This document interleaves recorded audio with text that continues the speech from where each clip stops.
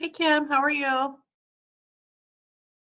Hi, Jody. I'm doing well. How about yourself? Good, doing good.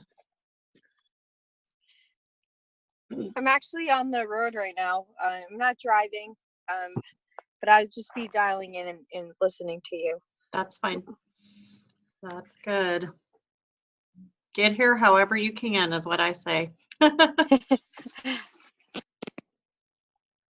I'm driving. Well, I'm traveling from New York to DC for 2 days, so I should be back in New York on Friday.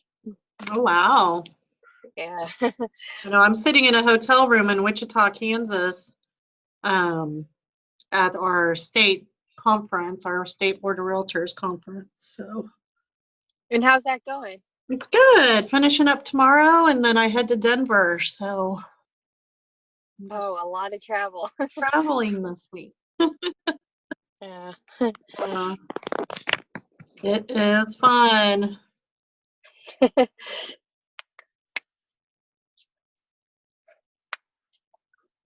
I know Bernadette's going to be late. She's in traffic. She was at a training at one of your, I think your board office or something. And then I know we have a couple other people coming on, so we'll give them new people that haven't been on before, so we'll give them a little bit. Oh, that's great. Yeah.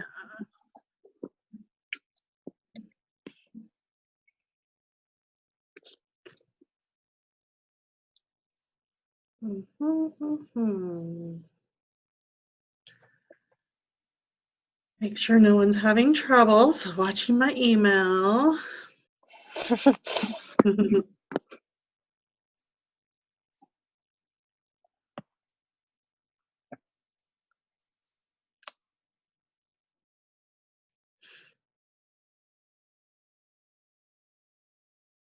What's that?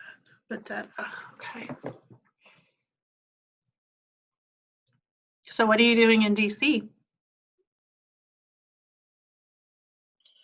Well, I have my own digital media company that I'm still a part of, and we have a few clients down in DC area, so we're just going to be meeting with them all Nice. day tomorrow and I believe Thursday morning as well.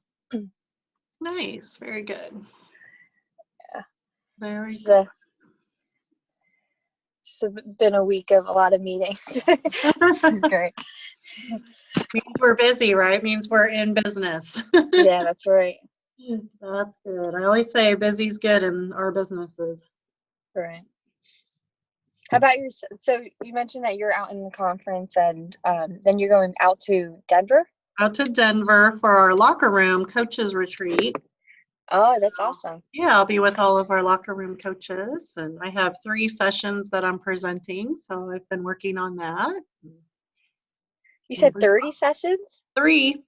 Oh, 3. Okay. Yeah, 3 sessions. So I'm just wrapping up. It's funny because I'm doing one on shift proofing your business as a business development coach.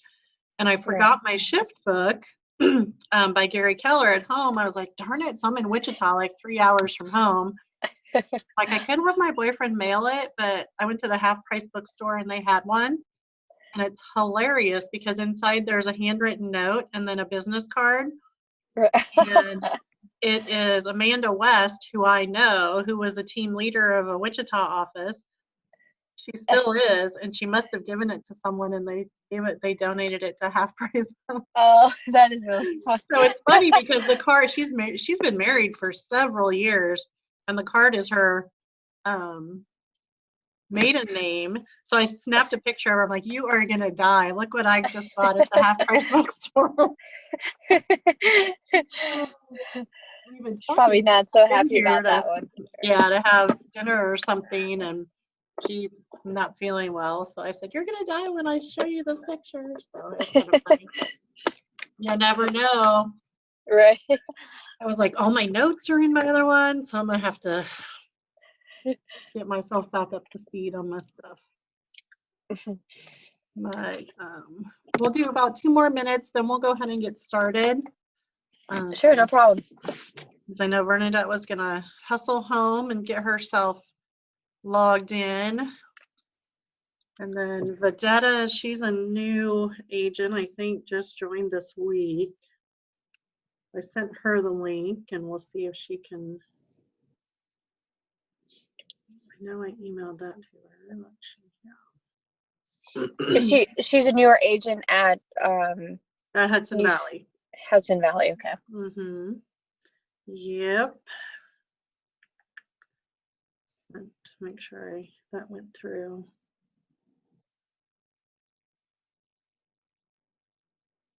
Yep, there it is. Okay. Perfect. Sometimes I think I've done it and then I really haven't, and then I'm like, so I have to double check everything. I'm like, I thought about doing it. It's hard to keep up with so many notifications, right? It is. It's like I don't even, I finally caught up some voicemails that people left me. I never check my voicemail. Like, oh, I might want to look at those. And I even have them go where it goes voicemail to text, and I still don't pay attention. Like, so sorry. So sorry. All right, 1 more minute, and then we're going to get started since I kind of have you as a captive audience, and then I am recording, so it's recording, which is awesome. I didn't forget this time. Okay, that's great. Yeah. So today we are going to talk about database and lead generation. Yay! So I like to kind of give you some alternate terms for the phrase lead generation. Because some people are like, oh my gosh, that's like, oh, it gives me anxiety when I have to lead generate. So I don't care what you call it. Appointment setting time, relationship building time, whatever. It's time that you're going to dedicate to your business to be setting appointments, making sure you're touching people, with either a phone call, an email, a note card, something. So that is really your time to work, right? And people say, well, what do you do when you work? Well, this is what I do. I make sure that I have enough people in my pipeline to get me to where I want to go. So I'm going to share a couple different statistics that I have found interesting throughout my career and as a coach. And the first one is going to be this one. Okay, so 89% of people would recommend or use their agent again. Actually, only 12% worked with their agent again. So why do you think that is? You said 12%. What was the second part? Yeah, let me share this because it's not sharing. I had it shared. There we go. So 89% of people would recommend or use their agent again. and 12% actually worked with their agent again. Right. Why do you think the 89 said they would and only 12% actually did? Following up, maybe their Follow up. agents, right, just only did Exactly. one sale and then kind of moved on and never really went back to them. Yes, follow up. So that's where the term the fortune is in the follow up. What if I followed up with the 89% of people that said they would recommend or use me again, and I got 89% return on that instead of 12? Right? So Right. these stats come from NAR profile of home buyers and sellers in 2017. So it's very timely. It's been these numbers for as long as I can remember. So Proceed to US 46. Looking through that, I'll make sure no one else has popped in here real quick. It makes me curious as to why don't we follow up? Right. So my next graphic is going to give me some ideas there. Let me make this bigger. You can see it. So sales statistics. 48% of salespeople never follow up with a prospect. Wow. Never. Like someone says, hey, I'm interested in buying or selling, and we never follow up. 48% of us. Almost half. That's really, that's crazy. So, owning your own business right now, if you didn't follow up, you would have no business, right? Right. So same with real estate. The next statistic, 25% of salespeople make a second contact and then stop. Well, I tried them twice. They didn't answer. I'm moving on. Okay. 12% of salespeople only make 3 contacts and stop.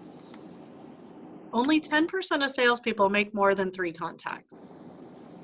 This is where I want to be, right? Because these people, they can stop, but I'm going to keep going because I know that it may just take one more call, one more text, one more PM, one more note card, one more email, and people will respond. Right. People aren't going to say they want to do anything until they're ready. So we have to be there, purposefully be there when they're ready, not leaving that up to them. So the next set of statistics are very interesting. 2% of sales are made on the first contact, 3 on the second contact, 5% of sales are made on the third contact, 10 are made on the fourth, and 80 are made on the 5th to 12th contact. So if I'm stopping at 2, I'm guaranteed 3% of sales. Right. Out of 100. Right? So I want to be this 80%. And have you heard of Pareto's principle, the 80-20 rule? I have. Yes. So 80% of the business is done by 20% of the salespeople. It's true in real estate as well, that 80% of the business is done by those 20%. So they are working in this. The 20% are getting the 80% of the sales because they're working. They're following up, contacting 5 to 12 times. I talk about not, there's Carrie. I talk about not making decisions for people. So we're not allowed to make decisions for other people, are we? No. So I feel if I stop contacting somebody, I have made the decision for them that they're not going to work with me. So if I keep contacting them, then I'm giving them the option to work with me or not. So a lot of us are scared of the no. Like, no, we're not going to work with you. No, no, no, no. You keep getting no. A good way to qualify that no is to ask, is it no, never, or is it no, not right now? Right. Because if it's not right now, then I just get permission to stay in touch. Great, I understand it's a no, not right now. And are you okay if I just stay in touch once a month with you? Right. Yes, that'd be great. Awesome. right? So easy conversation, just qualifying that no. There was an agent I've heard of who knew his conversion numbers, and he knew that every 50 no's got him to a yes. So he would go through his whole day, and every no he got, he celebrated, right? Because he was that much closer to a yes. So as he perfected this, of course, that ratio went down. It went maybe like to 20 to 1. So he knew that if I get 20 no's, I'm getting a yes. He maybe would get them sooner. He maybe would get them, but on average, 20 no's would yield 1 yes. So being open to celebrating the no's, because we know we're that much closer to yes. So 80% of the sales are made on the 5th to 12th contact. That is going to yield us a lot of no's, right? Let's qualify those no's. Hi, Carrie. Hi. Let's qualify those no's. Is it a no, never, or just a not right now? Right? It makes it a lot easier and a lot better, easier to stomach that people, aren't saying no to me. They're just saying, no, we're just not ready right now. Okay. So when you think of those statistics I had up, being honest, where do you think you fall into there? How many contacts do you make before you're like, forget it? How many contacts have I made so far? Well, just like to one person. How many times have you tried to contact someone before you said, I'm done, I'm moving on? I'd probably say second contact. Second contact, right? That's pretty typical. Yep. Carrie, how about you? How far do you go before you're just like, bah, they're done? Maybe 3 times. 3 times, right? So if 80% of our business and our sales will happen on the 5th to 12th contact, what do we need to do minimum to make sure we're in that 80%? 5 contacts, right? Now, they could be sitting there with their phone and they see you and they're like, decline, decline, decline. I'm not texting her back. I'm not texting her back. I'm not doing it. I'm not doing it.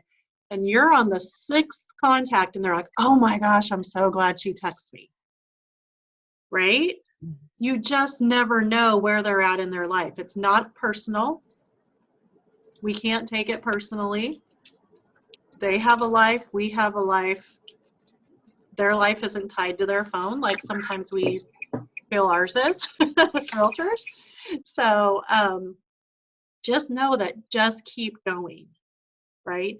Because you're going to hit them exactly when they need you. They don't need you, they don't need you, they don't need you, they don't need you, they don't need you, they need you.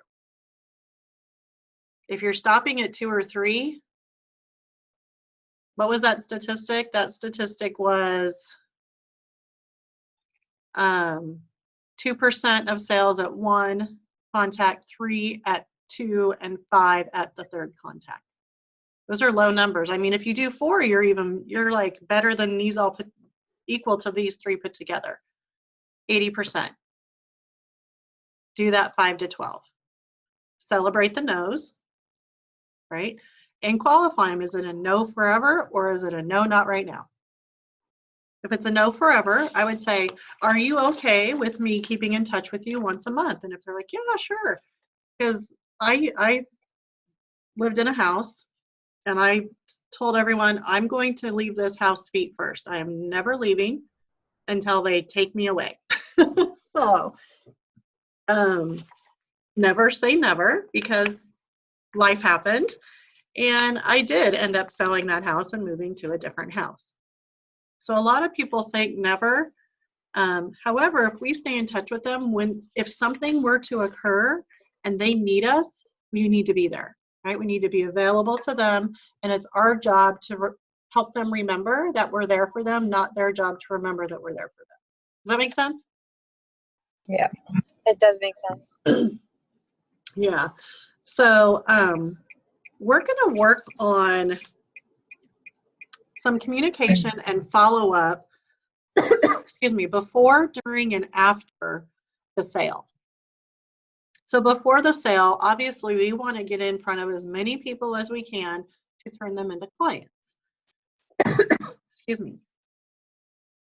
So let's just say, and I'm going to use your numbers because I was told that your average commission, gross commission, is $10,000 a closing. I'm moving to New York. So let's say you close 30 homes in a year with an average of $10,000 a closing. Okay. Yes, that's easy math for me, but I'm going to do it on the calculator because I'm going to do some more with it.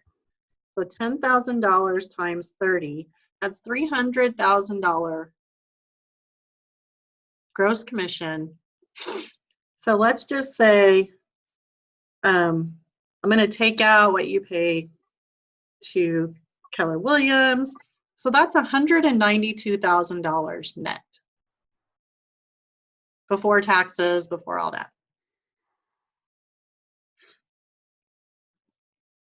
Okay, so let's say those 30 people, you gave them top-notch 10+ customer service, really took care of them, created an experience for them that was easy for them to do what they need to do, either buy or sell, and each one of them referred you 30 people. So now we're up to 60, right? So now I'm going to double that times 2. We're up to $384,000 net before taxes and expenses and things like that. But after you've paid Keller Williams, $384,000. Tell me, what would that do in your life? For your family, for you, what would that do for you? That would do a lot. What's a lot? Take care of the family, college. Ooh, cottage? College. Oh, college, yes, college, right? Yeah. Right? So I could probably buy, start looking into buying my first home. there, I love it, right? So what can that do for you when you give your clients a 10+ experience through high-level communication, follow-up, things like that? So before the sale, we need to create raving fans, right? So what we're going to talk about is typically the statistic is for every 10 contacts you purposefully market to, you will get 1 piece of business. So a 10-to-1 ratio. Okay. So what if you had 200 people as your top tier? Just 200. How many deals would you have according to the 10-to-1 ratio for that year out of those 200 people? How many closings? 20, right? 20. Yep. So a 10-to-1 out of 200, you're looking at 20 closings. Right now, if you did 20 closings and could guarantee 20 closings next year, would you be happy with that? Yes, I would. You would be happy? Absolutely. Okay. So when you have those 200 people top tier, you're going to have more in your database, right? If you have top tier 200 that you take care of, they're going to hear from you every month. They're going to get something from you. They're something. You're going to really, really what we call love on them. Doing a drop by. We call it a pop by. I've learned you call it a drop by. So something really cute for either the holiday season or the spring or fall, or something like that. Just making sure that they keep you top of mind. Right? So how many emails do you get a day from, let's say, Amazon? Do you know? No. Okay. How many? Probably like, How many? I Yeah. was just going to take a guess. Yeah. I was going to say knows? 5. Right? Who knows? I haven't counted, but I know they're in my email inbox a lot.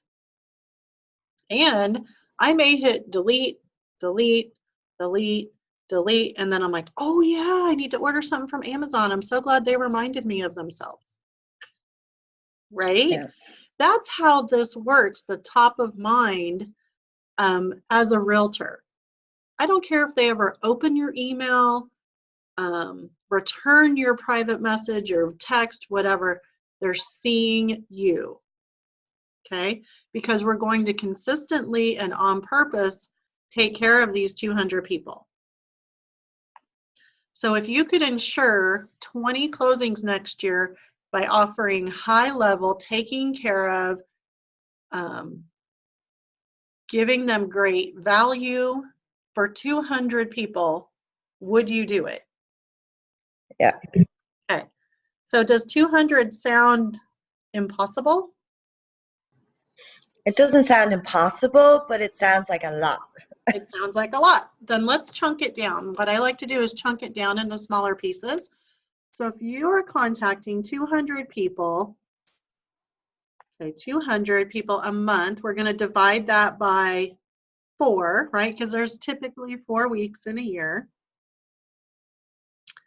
And that's 50 contacts a week. So let's say you work 5 days a week. You get 2 days off, right? Because we're not martyrs. We got to take some time off. And we divide that by 5. That's 10 contacts a day for my top 200. Now, how does it sound? Not too bad. Sounds doable, right? You can talk to 10 people, and you can set up a schedule, a monthly schedule. This month they're all getting a phone call from me. This month they're all getting a drop by or an email or a text or something. Sharing information. Jody, is that just using your own contacts that you have yourself? That is your sphere. Without getting any more? Yeah, that's just your top tier 200 people that you know. Okay. You're going to have others in your sphere even, and that you haven't met yet or that you drip on or whatever. But this is taking care of 200 people. They're your top tier. Because 10 to 1, you will get 20 deals out of them. Yeah. Okay, on average. So if you make a 400 top tier and you contact 400 consistently, purposefully every month, then you're going to double that, right? So for your other people, you can set them up on a drip campaign, on an email, something like that. But you're going to designate, let's say, these top tier 200 to really, really focus on and take care of.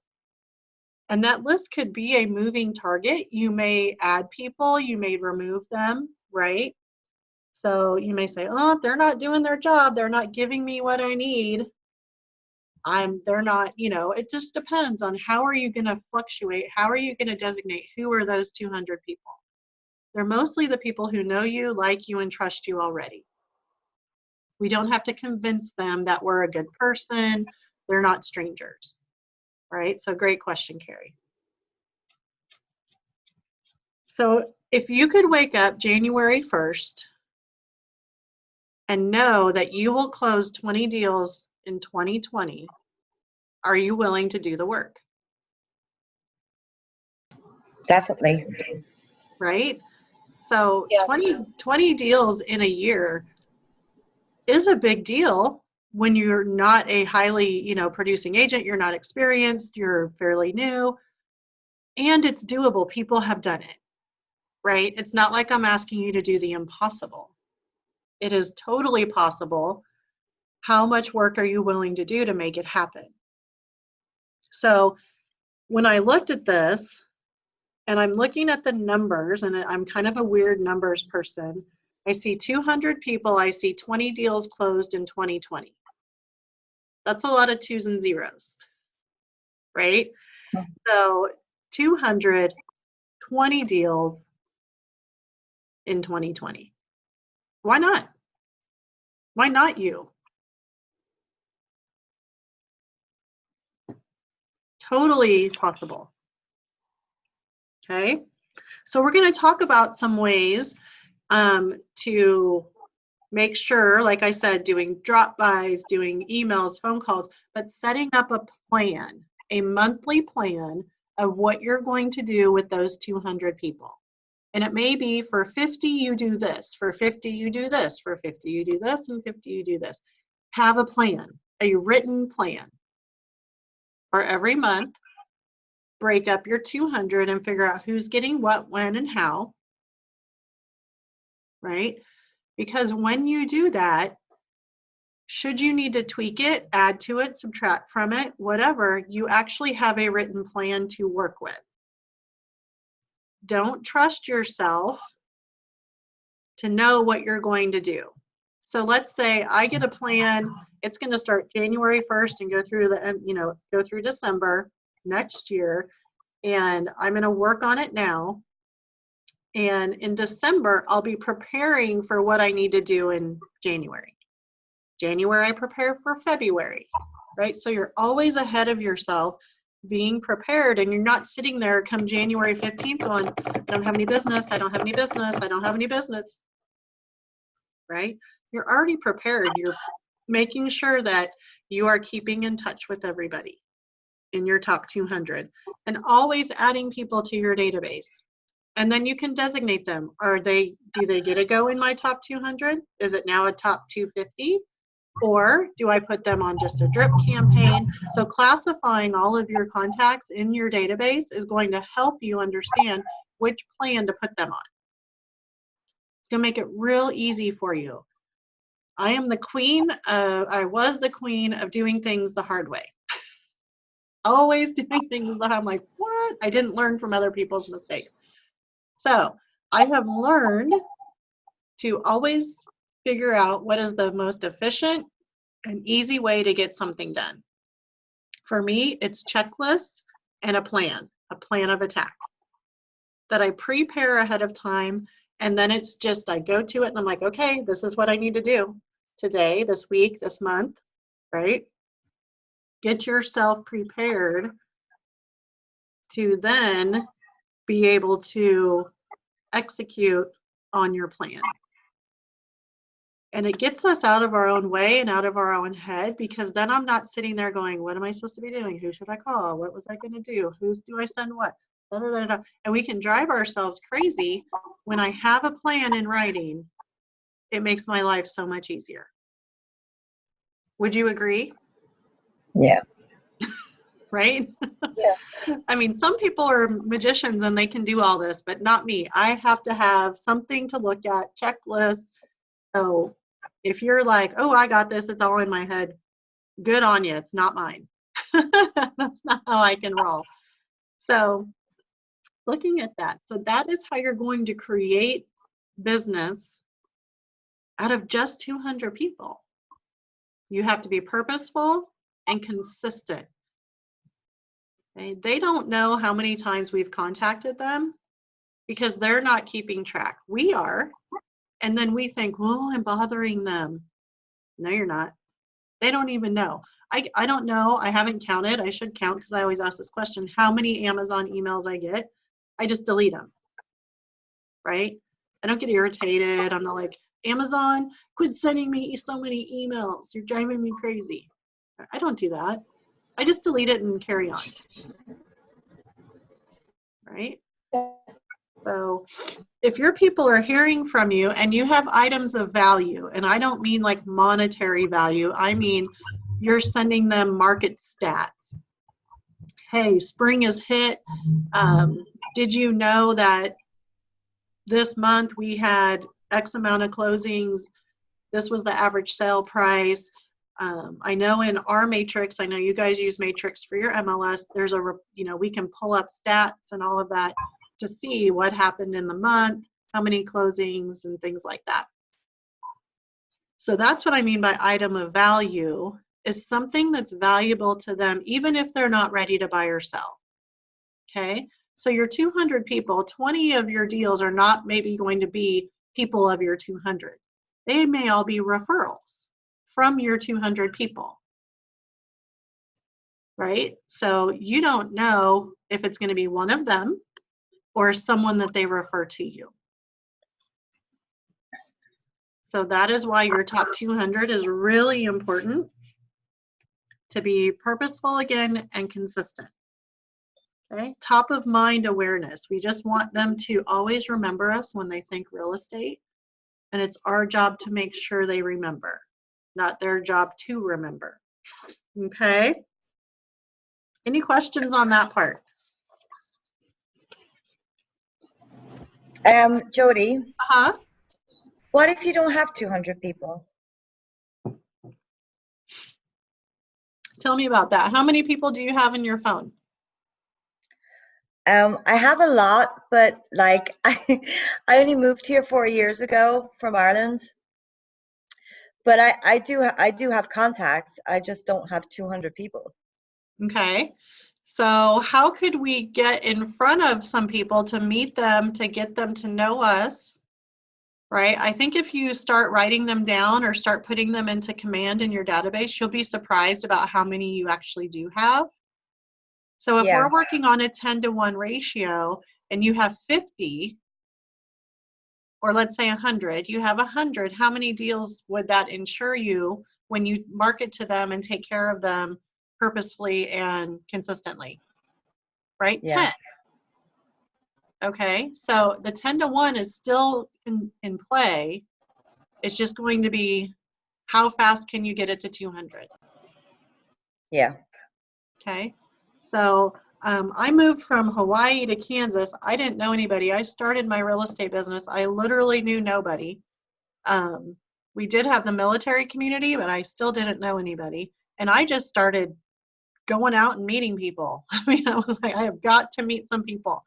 So I put myself out there. I joined a bunco group. I'm like, I don't know if you guys play bunco. It's a little dice game, but you just have to get yourself out there to get the people to know who you are and things like that. So Okay. I've been in your shoes. You've been there 4 years. So you're probably going to have more contacts than I did when I just landed in Kansas from Hawaii. So Yeah. I think you'll surprise yourself, Carrie, on how many people you actually do know and that know you, like you, and trust you already once you sit down and make it, kind of make a conscious effort to put that list together. But start with what you have. Don't get stuck on 200. If you have 50 or 75 or 100, get started and then add, right? Yeah.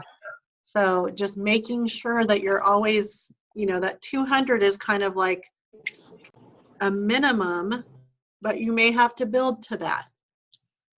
So if you have 100, you can ensure when you take care of them 10 deals. Okay?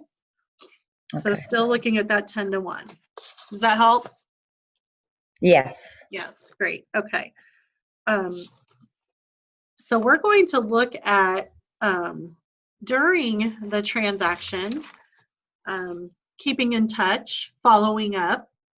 So with sellers, I always let them know what my communication plan is.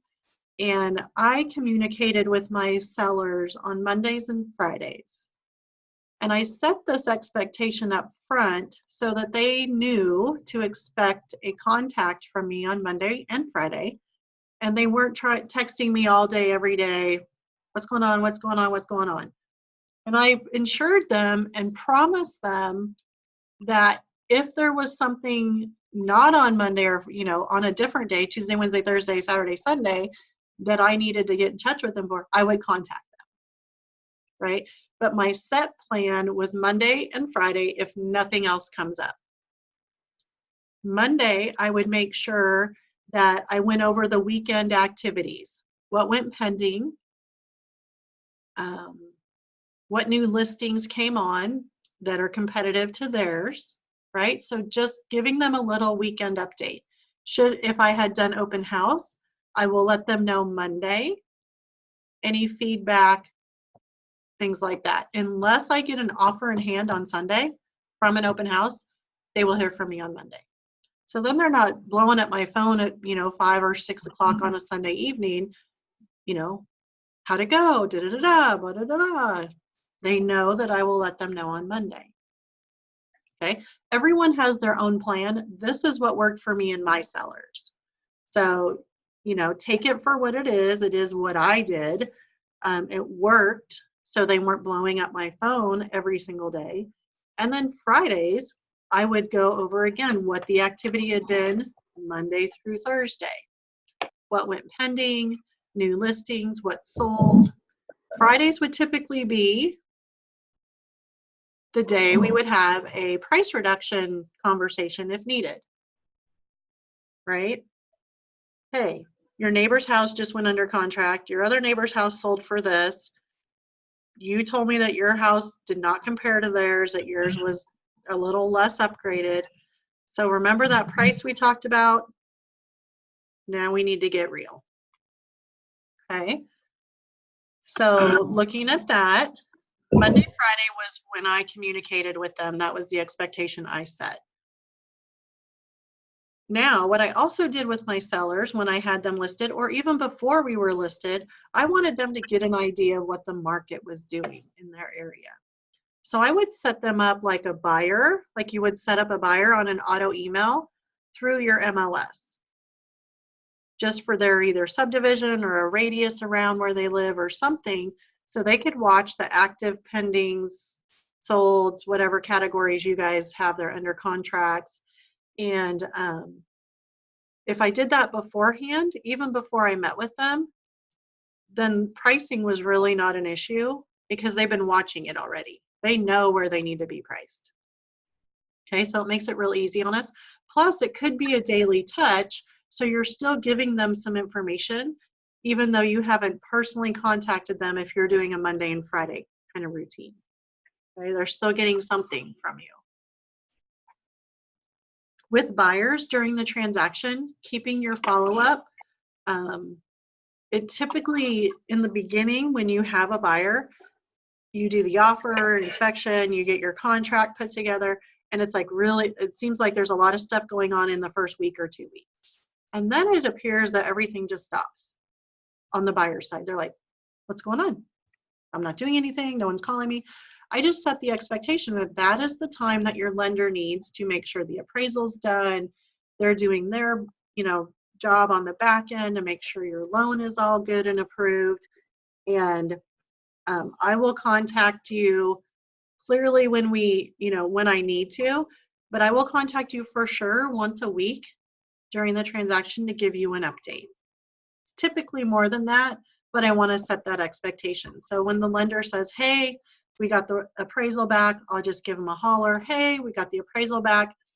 And then one thing with both buyers and sellers, end your communication, whether it's text, phone, email, this is what's going to happen next, or this is what happens next. So always walking them through that process, even if you went over it with them at your presentation, they're not going to remember it, right? So you can say, hey, we just got the appraisal back, everything's good, this is what's going to happen next. Your lender's going to just make sure that everything goes through underwriting, da da da da da. So do you see how saying this is what's going to happen next will help your buyer be like, oh, okay, now they know what's going on. So don't hang up the phone or stop your communication until you say, this is what happened next. This is what's happening next. This is what your lender will do next, whatever. The attorney, blah, blah, blah. So always giving them that next step. People like to silently be led, and that's a really easy way to lead someone to make sure that they're comfortable and that they feel at ease, that hey, this is what's going to come up. This is what's going to happen. Okay. So we're going to talk about top 11 customer service guidelines that I like to think about and have for my business. So would you agree that as a realtor, or even really any position that's a commission-based, we are paid in direct proportion to the service that we give? We give poor service, we're not going to get deals, we're not going to get paid, right? We give great service, we're going to get a lot of transactions, a lot of people working with us, and we're going to be paid well. Okay. The better the service, the more people we will be able to work with. Number 2, be a good active listener and take notes. We talked about this with sellers and buyers during the consultation and the presentations of asking really good questions and listening. We have to listen. Take notes, right? I always take notes. When I do my one-on-one appointments with my coaching agents, I have a notebook and I put the date and their name and I take notes because I want to be able to reference that. Again, I don't trust myself to remember everything I've talked about with 15 agents, right? So keeping those notes so that I can refer back to them. And when you're keeping notes and listening and not doing a lot of talking, but asking really solid questions, people feel like you care, right? They feel like you're hearing them, that you understand. You can ask for clarity. So by this, or what do you mean by that? Or this is what I just heard you say, is that what you meant? Right? Because we can then interpret what people think or say to us and think we know what they're thinking. But sometimes, like we said, we need to question and then scuba dive with that question. Ask maybe 2 or 3 follow-on questions to make sure we have real good clarity around that. The person in control is the one asking the most questions. So our job is to be in control of the situation, in control of our business. And then the person who's bonding is doing the most talking. So we're wanting our clients to bond with us by getting them to talk. And we are in control because we're asking the questions. So what I would like you to do is test this out. Because at first when I heard this, I was like, whatever. No, test it out. Start asking questions of people in your world and listening to them. And then asking a follow-on question if you need more clarity. You'll find it's a little bit difficult because we're used to just blah, blah, blah, blah, blah, blah, blah. But stopping, asking questions and listening, and then maybe digging deeper for more clarity, I'm telling you, it will give you a ton of confidence in yourself. Because you don't have to be the one with all the answers, right? Ask the questions. Let people do the talking. Try it out. I want to know what you think. I talked about this, make people feel important, right? People want to feel important. They want to talk about themselves. They want to know what's in it for them. Make them feel important. You're going to get a lot of buy-in when you are a solution-based person and not a problem creator or instigator or dragger oner, right? When you can provide solutions to somebody's problem, you become very, very valid.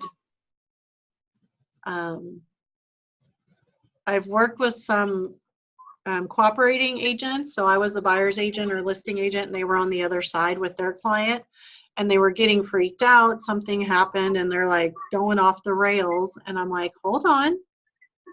I believe that we are the calmest. The agent should be the calmest person in the transaction because it really has nothing to do with us. I don't get to make decisions for my clients. I don't get to tell people how they feel.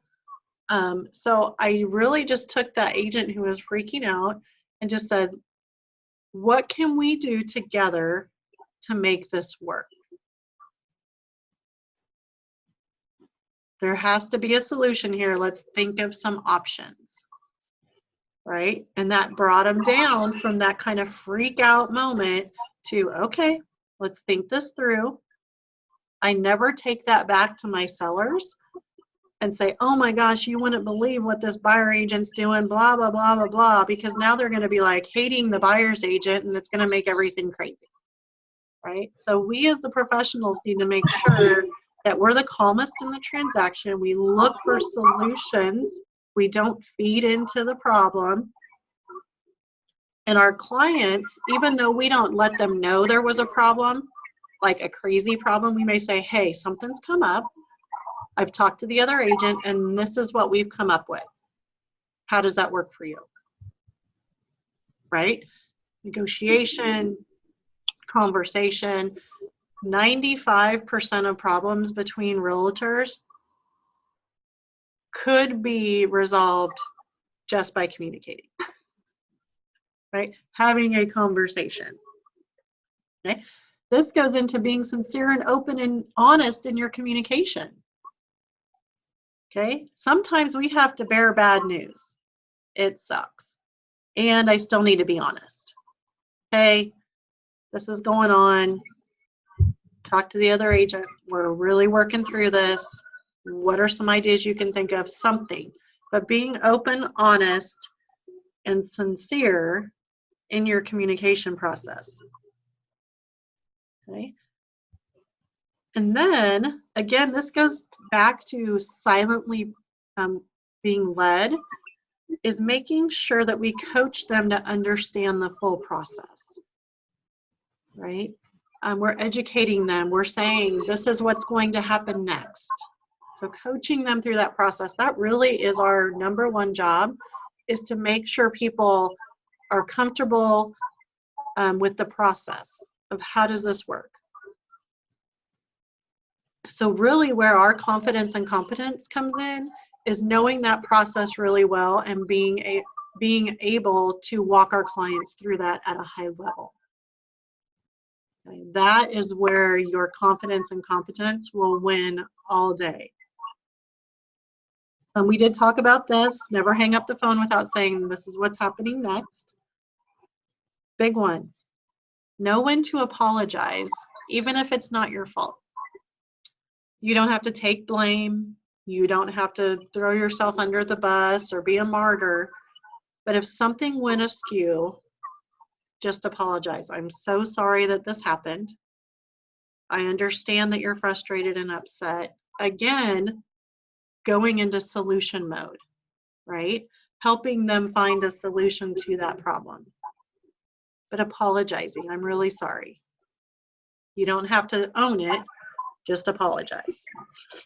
A lot of people, even in our personal worlds, I've heard people say, well, if they would just apologize to me, everything would be fine. So kind of take that and be like, hey, I'm sorry, I know this wasn't your fault or my fault. I'm sorry the situation happened. This is how we're going to get through this. Okay, so being really, really not knowing when to make that apology and know how to apologize. Look for ways to do business with you, doing business with you so that it's easy, right? Buying and selling a house is never convenient. It's hard, it's stressful, it's emotional. It's a big financial decision either way. And if we can make that process easy for them, it's going to be referrals all day to us. We talked about a communication plan, setting that up, having it in writing, right? What am I going to do? When am I going to do it? How am I going to communicate? And ask them, how do they want to be communicated with? Do they want a text, an email, a phone call, a PM, whatever? How do they want to be communicated with? And then number 11 is always go the extra mile. Always go the extra mile. Now, I said this in the morning group, the bar is set fairly low for realtors on customer service. I don't know, we are sometimes compared to used car salesmen, which doesn't seem very flattering to me. But I do believe that we can raise that bar of just going the extra mile, the one more little step. It's not a lot to do a little bit more in our industry because the bar is set pretty low. I had one person, they came to me, I knew that they had just sold their house with another agent, and they came to me and said, we want you to help us buy a house. And I'm like, didn't you just sell your house with so-and-so? And they were like, yeah. And I'm like, well, why aren't you using them? Well, we fired them. Like, you sold your house with them, but you fired them as your buyer's agent? Yes. Tell me about that. Well, throughout the whole transaction on the listing, they would never get on the phone with me. They never would take my call. They wouldn't call me. All they wanted to do was communicate with me through text. And I wanted to talk on the phone. I said, did you tell them that? Oh, yeah. I called and said, hey, I want to talk to you on their voicemail on the phone. I texted them, please call me. I emailed them, please call me. Do not text me. And the agent still texted them. Sad, right? So I said, if I'm hearing you correctly, what you're looking for from an agent that you're going to choose to work with, let's say me, since you've come to me, is that I talk to you on the phone when we have communication, need to communicate. Yes, that's all I'm asking for. I think I can do that, right? I'm like, am I allowed to text you? You know, I gave them some scenarios. Yeah, absolutely, but I do not want to negotiate over text, for sure. I agree. Right? So how do they want to be communicated with? Communicate with them that way. Yes, there are times a text is sufficient, and there are times when it's not. And they're like, well, you know what, since you brought it up, I'd rather we negotiate you sit with us and go over the contract and that we did and the offer and everything in person. Great, I can do that. So did you see we're setting expectations both ways for both of us so that we have an understanding of how that's going to go? Okay, last thing is the after closing action plan, communication plan, whatever you want to call it. What are we going to do after closing to make sure that we keep ourselves top of mind to those people? Because sometimes we just close the deal and then keep on going. Next, next, next, next. And we stop pouring into the relationship we built with these people before the transaction and during the transaction. Just because they close doesn't mean we're done with them. So removing the term past client from our vocabulary, because we're not done with them. They are not in the past, okay? They are still clients. It's like your dentist saying to their appointment setter, hey, can you call that past client Jody and see if she needs to schedule her teeth cleaning? We don't have past clients. The first time that was presented to me, I was like, well, that doesn't make any sense. And then I got a little more clarity around it. And I was like, that's right. If I have it in my mind that that's a past client, I'm kind of done with them. I don't want to be done with them. I want to have the after closing action plan so that they stay top of mind. And they're for sure in your top tier 200, right? So you keep taking care of them. So set up for the next year after closing an action plan. So you could set up, okay, after a week, I'm going to do this. I've had a lot of people who would give closing gifts at the closing appointment. Now they've changed to giving that closing gift a week later. They go drop it off at the house if it's someone who just bought. Now sellers are different, but if it's a buyer and you want to keep them thinking of you and you top of mind with them because they could be sellers, and they're going to have referrals because they loved working with you because you made it so easy and stress-free and you took care of problems with solutions. So a week later, you could drop off a closing gift.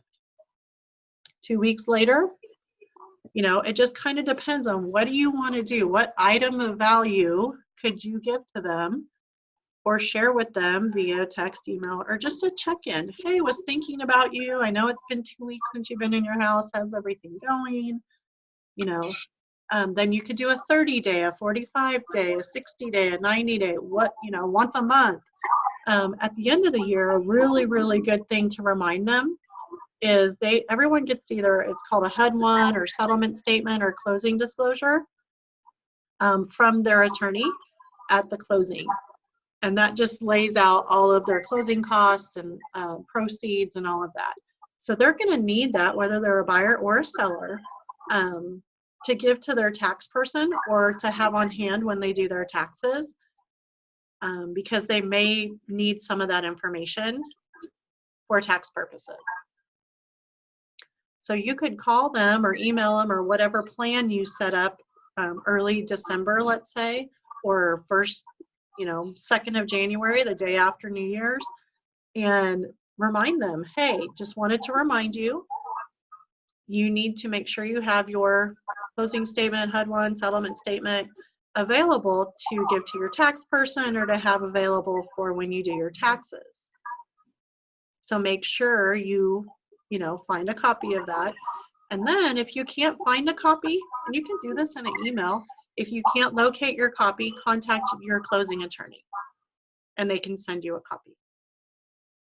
Okay, here we as agents get a copy of that with our disbursement of our commission, but I've understood that you guys don't get that, a copy of that. So typically what I would do is email a copy or mail them a copy, but you'll just need to remind them to have a copy, and if they can't find it, to contact their closing attorney. And you may just want to go ahead and put the closing attorney's information there so it makes it really easy for them to contact them. Okay, so do a year plan, and you can do 1 week, 2 weeks, 30 days, 60, whatever, once a month after that with some information.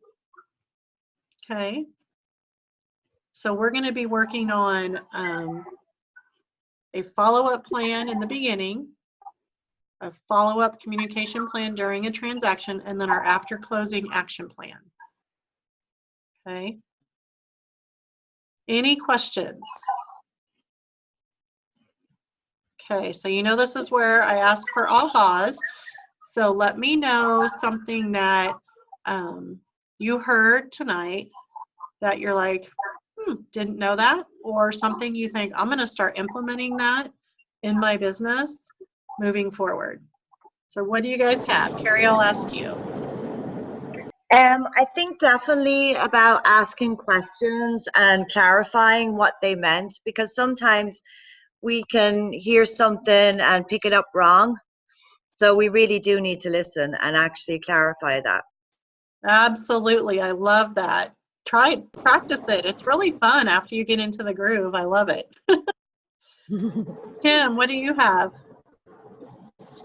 I'm definitely going to contacting many of my customers or like people in my close sphere more than 2 times.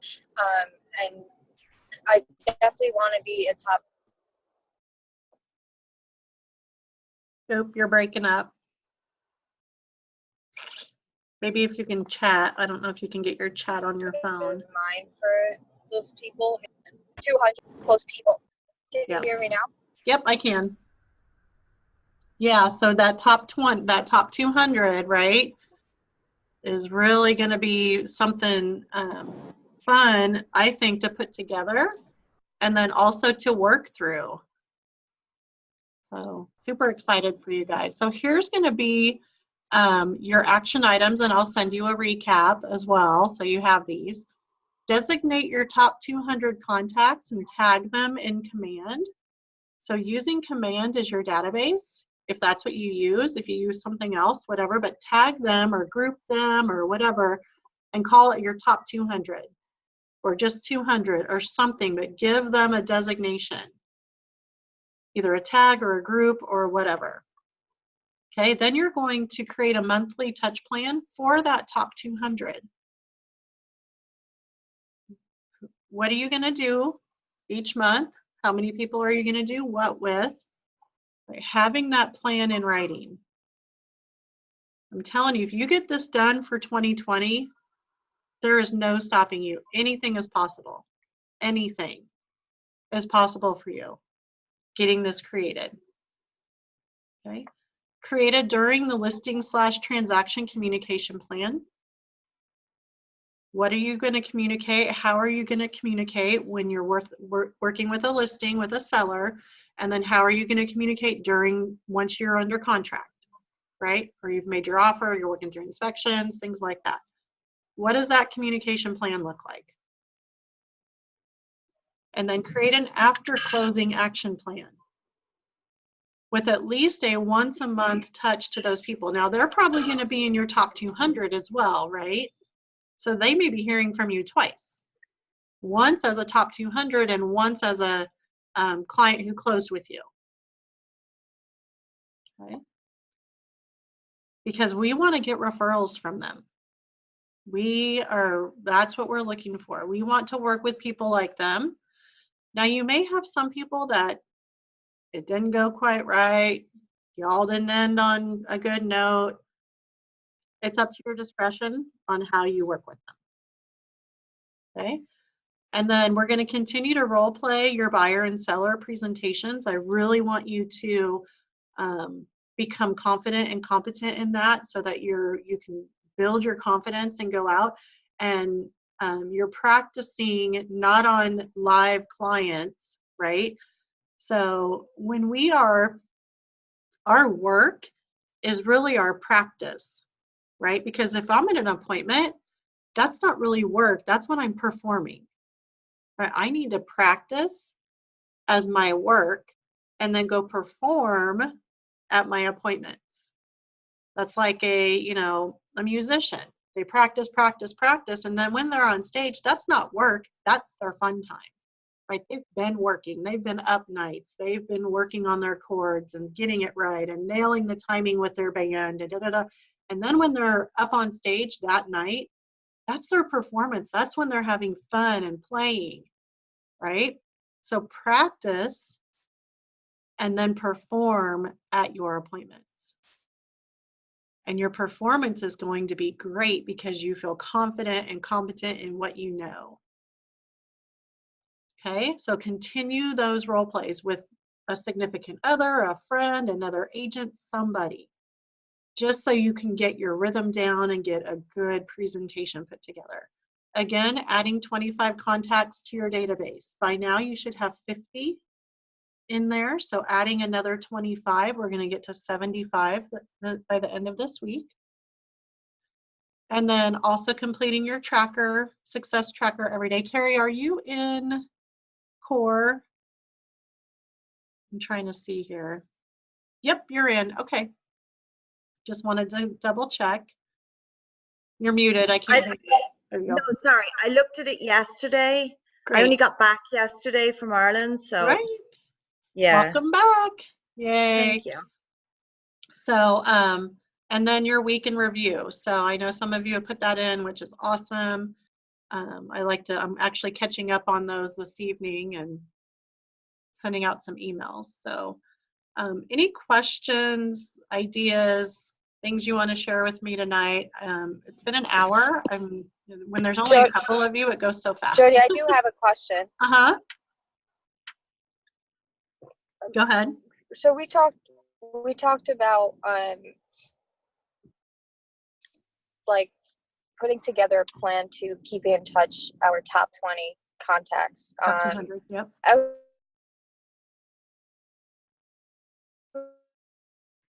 You're breaking up. I was wondering, like, the contacts that are not part of your 200, you would put them in like a drip campaign, but for your top 200 specific like views, because like I think about like 10 contacts a day. You mean by like phone call, email, that kind of way? Yep. Getting in touch? Phone, email, drop by. Those contacts? Yeah. Phone, Okay. Email, drop by, text, DM, whatever. But have a plan for who you're going to, Right. So they're going to get a little more personal touch from you than just an email. They may be in your email drip as well, right? But those 200 are going to get a little more personal attention. Make sense? I think we lost you again. So anyway, Okay. Yes. Yep. Okay, great. And great. I love it. Did that answer your question?